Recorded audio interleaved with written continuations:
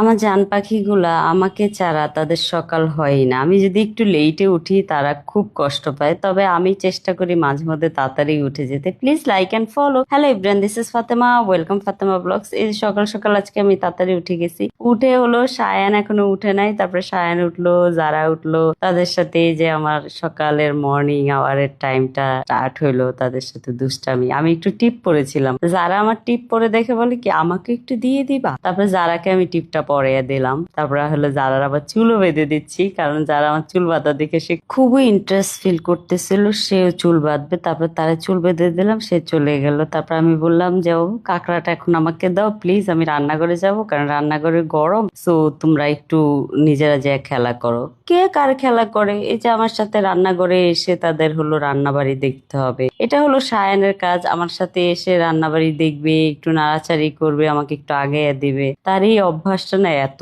Cute লাগে আমার, মাশাআল্লাহ এত সুইট লাগে। তারপর সায়ানকে বুঝিয়ে পাঠিয়ে দিলাম। তারা হলো বারান্দাতে যে এই যে দুষ্টামি করতেছে, তাদের দুষ্টামি বসে বসে হলো আমি দেখছিলাম। তবে একটা জিনিস কি জানেন, বাচ্চারা হলো একটু দুষ্টামি না করলে বাসার মধ্যে ভাল লাগে না, ফিলই হয় না বাসাটা বাসা। এই যে সায়ান যেমন চুপচাপ বসে আছে 2 মিনিট, এই 2 মিনিটে মনে হচ্ছে বাসাটা কতটা না শান্ত। এই যে শান্ত থেকে আবার অশান্ত হয়ে গেল আমার বাসা, চিৎকার বাকার হইচই। আর যারা কি করে মাঝে মধ্যে সায়ানকে এই যে চুপে চুপে ভাবে কামড় দেওয়ার চেষ্টা করে, তখন সায়ান কি করে, যারাকে যখন পুশ করে তখনই তাদের ঝগড়াটা লাগায় স্টার্ট করে। তা আমি চলে আসলাম টেবিলে খাবার দিতে, যেহেতু জায়ান চলে আসছে আজকে তাড়াতাড়ি স্কুল থেকে, তো ভাবলাম আমরা সবাই একসাথে বসেই খেয়ে যাই, সায়ান জায়ান যারা সবাই মিলে। তো যেই কথা সেই কাজ, আমরা টেবিলে বসে গেলাম, খাবার খেলাম। খাওয়ার পরে হলো আমার একটু বাহিরে যাওয়ার দরকার ছিল, টুকিটাকি কিছু জিনিস কেনার দরকার ছিল, সেই জন্য হলো সবাইকে রেডি করলাম। করে বের করার পরে জায়ান হলো আবদার করলো, সে হলো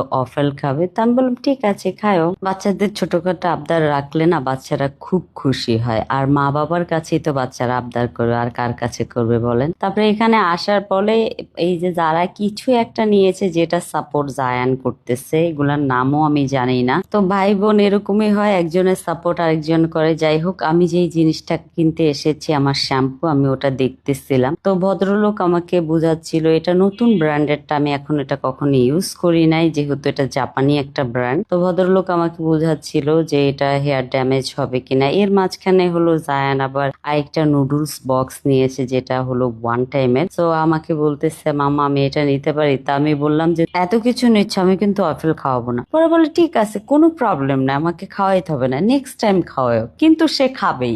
আজকে তার পছন্দের জিনিস পেয়ে গেছে, নেক্সট টাইম হলো তাকে ওয়াফেল খাওয়াইতেই হবে, তার ওয়াফেল খাওয়ানো লাগে। তো আমি হলো বিল দিচ্ছিলাম আর বলছিলাম যে তোমরা, আমি যখনই মার্কেটে আসি আমার পকেট ফাঁকা করে দাও, তোমাদেরকে নিয়ে একদমই মার্কেটে আসা আমার ঠিক না। তারপরে একটু মুস্কি হাসি দিল। তো সবকিছু মিলে আজকের দিনটা খুবই ভালো গিয়েছে, আলহামদুলিল্লাহ। Thank you so much for watching my video. Bye bye, আল্লাহ হাফেজ।